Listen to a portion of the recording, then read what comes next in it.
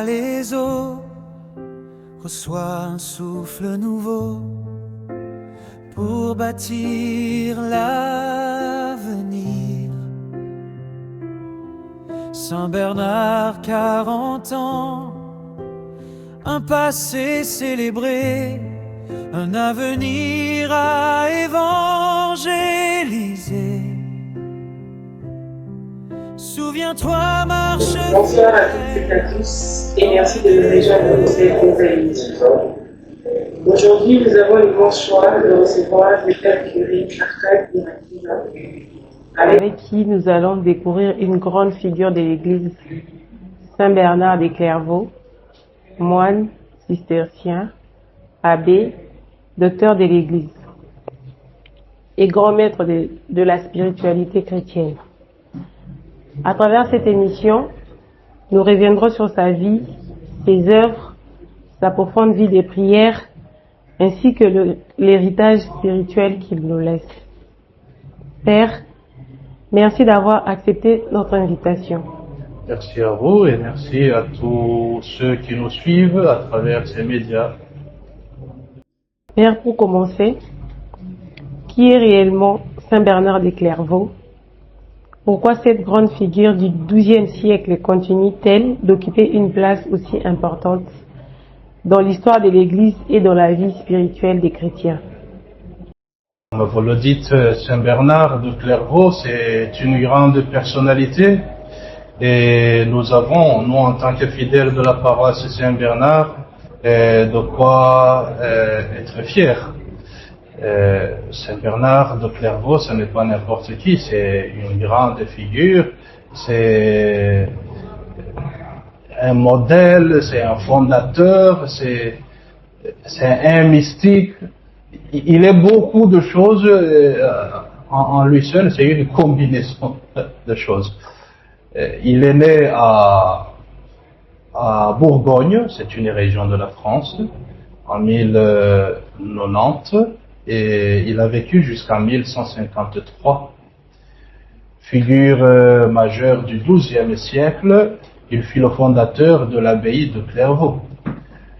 Il a profondément marqué son époque par son rayonnement spirituel, sa plume exceptionnelle, son implication décisive dans les grands bouleversements politiques et religieux de la chrétienté médiévale. Saint Bernard est né dans une famille noble. Pouvez-vous nous raconter son parcours de vie? Quelles ont été les étapes marquantes de son enfance, de sa jeunesse et de sa vocation religieuse? Par ailleurs, comment sa personnalité, son caractère et son amour pour Dieu ont-ils façonné son engagement au service de l'Église? Alors, comme vous le dites, Saint Bernard, il est issu d'une famille de la petite noblesse de la France, et il était le troisième de 7 enfants, et sa mère était quelqu'un de très fervent, et sa ferveur était bien reconnue. Elle a eu la grâce de pressentir par révélation intérieure que la vocation de son fils devait être exceptionnelle déjà dès la grossesse. Et pour parler de sa personnalité, il faut dire que Saint Bernard s'est montré un homme d'une volonté très forte et d'un charisme exceptionnel, un homme passionné et paradoxal. S'il était attiré par la méditation et le silence, il s'est trouvé pourtant propulsé sur le devant de la scène européenne. Et malgré une santé fragile et un corps éprouvé par les jeûnes, il a parcouru l'Europe infatigablement. Son entrée à Cîteaux montre combien il était courageux. À 16 ans, après juste la mort de sa mère, et la famille s'engage à l'introduire dans le monde. Mais en 1112, alors qu'il n'a que 22 ans à peu près, il entre à Cîteaux sans prévenir personne. son intelligence vive, sa force de conviction, tout cela lui a permis d'entraîner dans cette aventure un bon nombre de ses proches, une trentaine, dont les frères, ses frères propres, et plus tard même son père qui le rejoindra. Voilà. Père, quelles qualités humaines de Saint Bernard peuvent encore inspirer les jeunes d'aujourd'hui? Parmi les qualités humaines qu'on peut évoquer, c'est d'abord que c'est quelqu'un qui sait ce qu'il veut. Quelqu'un qui sait ce qu'il veut et qui n'a pas peur de prendre des initiatives, mais qui est capable aussi d'influencer, et d'entraîner derrière lui bon nombre de personnes. Donc quelqu'un qui arrive à avoir un impact positif sur les autres. Ok, merci. Père, Saint Bernard est surtout connu pour avoir fondé l'abbaye de Clairvaux. Mais au-delà de cette œuvre, quelles ont été ses principales contributions spirituelles, littéraires et même politiques dans l'histoire de l'Église? Le rôle que Saint Bernard a joué dans l'Église, c'est un rôle qui est difficile à dire en peu de mots. D'abord, il a été le dernier des pères de l'Église, reconnu comme tel. Il a insufflé un renouveau monastique, en rupture avec le faste de Cluny, donc Cluny où il y avait un peu plus de confort, et lui qui prenait le retour à la pauvreté et à la règle de Saint Benoît. Il faudra lui reconnaître la fondation de l'abbaye de Clairvaux, 3 ans après son entrée en religion, et reconnaître aussi l'architecture sobre de cette abbaye-là qu'il a créée, et qu'il place sous la protection de la Vierge Marie. Déjà à ce moment-là, son affection pour la Vierge Marie devient de plus en plus manifeste, et lui-même il fut celui qui dirige cette abbaye pendant 38 ans, et il faut voir alors à sa mort combien de moines il va laisser dans cette abbaye, 700 au total, et combien de couvents qui seront créés autour de 265 fondations. C'est énorme comme production, fécondité spirituelle. Alors il n'a pas seulement donné beaucoup dans la religion, dans l'Église, dans le domaine de l'humanité, mais on le voit aussi engagé dans la politique, là où il y a d'arbitrage. Lui, il était véritablement conscient de ce qui se passait de son temps, dans son époque. Et il est intervenu dans beaucoup d'affaires en Europe. On le voit intervenir lors du grand schisme, où il a joué un rôle diplomatique crucial dans les années 1130 pour résoudre la crise papale en soutenant le pape Innocent II. Et on le voit aussi intervenir avec les Templiers en soutenant leur émergence et en dirigeant les statuts de cet ordre de moines soldats. On le voit aussi agir dans les croisades à la demande du pape Eugène III, dont il fut le supérieur à Clairvaux. Il prêche avec ferveur la deuxième croisade à Vézelay en 1146. Son œuvre littéraire, très considérée.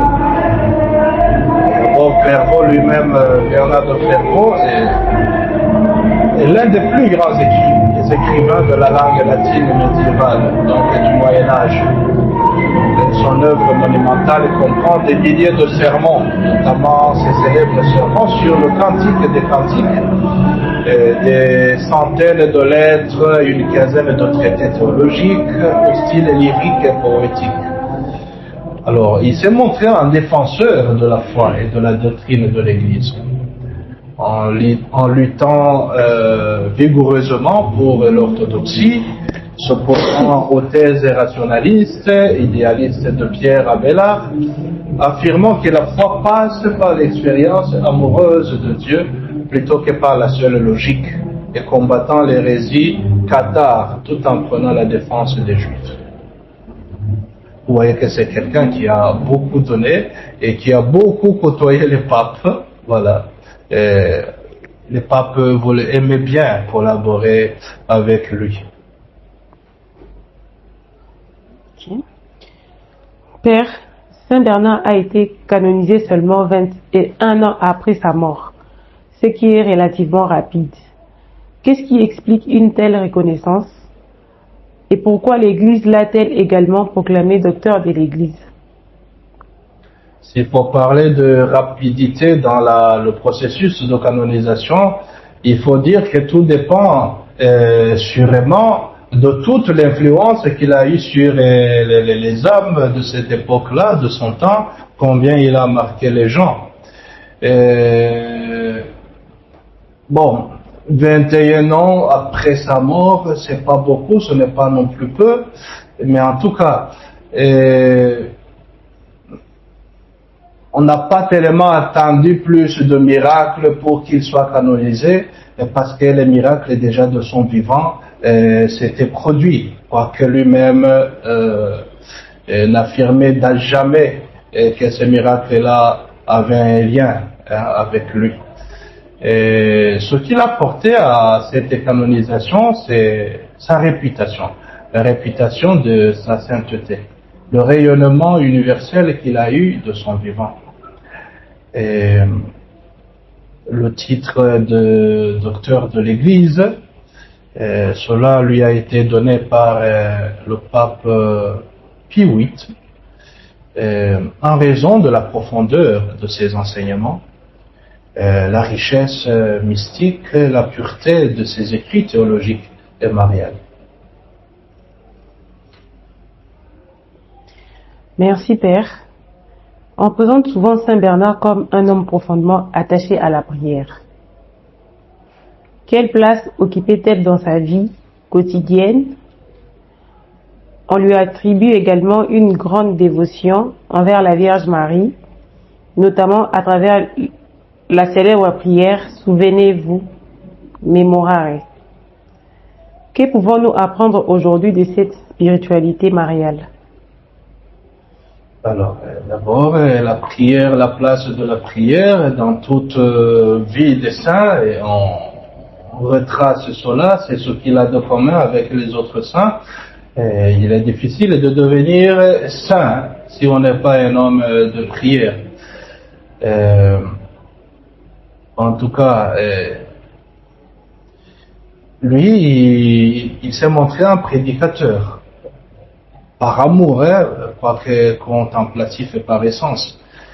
Il a ancré toute sa spiritualité dans l'intimité divine et l'amour du Christ. Autrement dit, sa spiritualité était plutôt christocentrique, centrée sur l'humanité du Christ. Il a enseigné que l'amour de Dieu, c'est d'avoir la charité. Ce n'est pas anodin qu'il soit appelé aussi, considéré comme le docteur marial, parce que lorsqu'on lit ses écrits, c'est difficile de ne pas voir l'empreinte de la Vierge Marie. On dirait que sa plume laissait couler volontiers, cette mère céleste. Dans ses écrits, en tout cas, il en fait mention plusieurs fois. Il va jusque même à la considérer comme l'étoile indispensable à notre navigation, donc un peu comme une boussole, une boussole, avec le risque de se perdre, non? Sans boussole, tu navigues il y a beaucoup de chances qu'on se perde. Il ajoute aussi que la Vierge Marie, c'est le chemin le plus sûr, accessible, parfait, pour aller vers le Christ. Dans ses nombreux écrits sur la Vierge Marie, notamment ses sermons sur l'Avent, l'Assomption, l'Annonciation, on le voit développer l'idée que Marie est l'intermédiaire par qui la grâce circule. Donc Dieu passe volontiers par elle pour déverser ses grâces sur l'humanité. S'il faut parler du lien avec le fameux « Souvenez-vous ô très miséricordieuse Vierge Marie », et voilà, cela lui est attribué, qu'il s'agit d'une prière populaire, et ça prolonge quand même la pensée profonde de ses écrits mariaux sur la miséricorde infinie et la confiance inébranlable en l'intercession de la Mère de Dieu. Pour conclure notre entretien, Père, quel enseignement Saint Bernard laisse-t-il aux chrétiens de notre époque? Quelle grâce particulière pouvons-nous demander par son intercession? Et comment son exemple peut-il nous aider à grandir dans l'amour de Dieu, l'humilité, la prière et la confiance en la Vierge Marie? Ce qu'on apprend de Saint Bernard à notre époque, c'est ce que Jésus lui-même a toujours enseigné, l'amour. Il commence à nous parler de l'amour de Dieu qui est un amour sans mesure.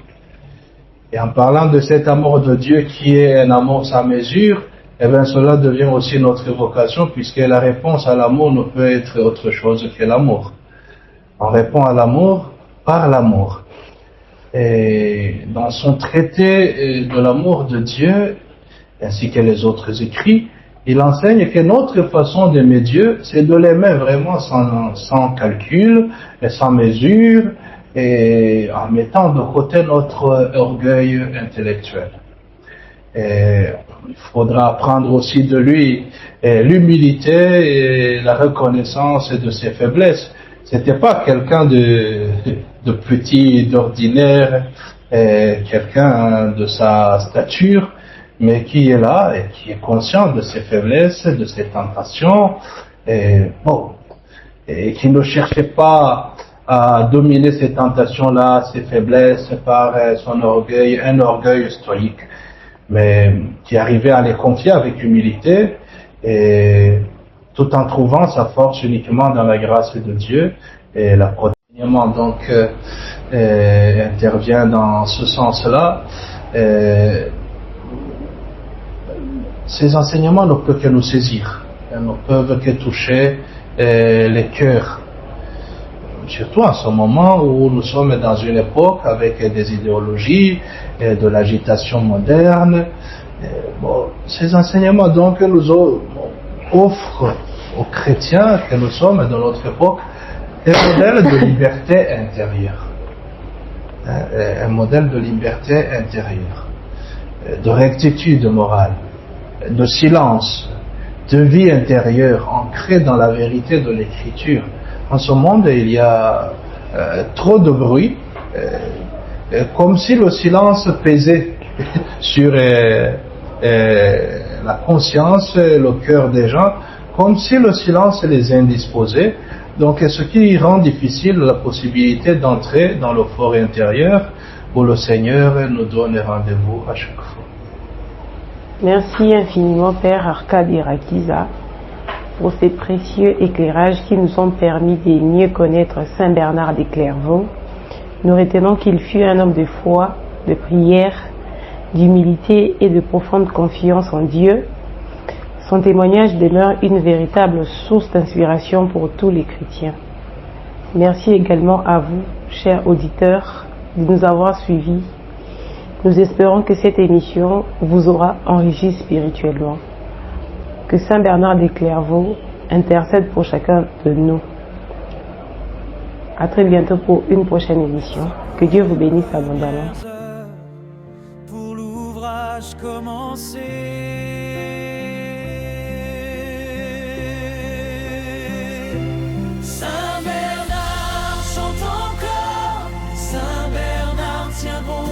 toujours jubilé.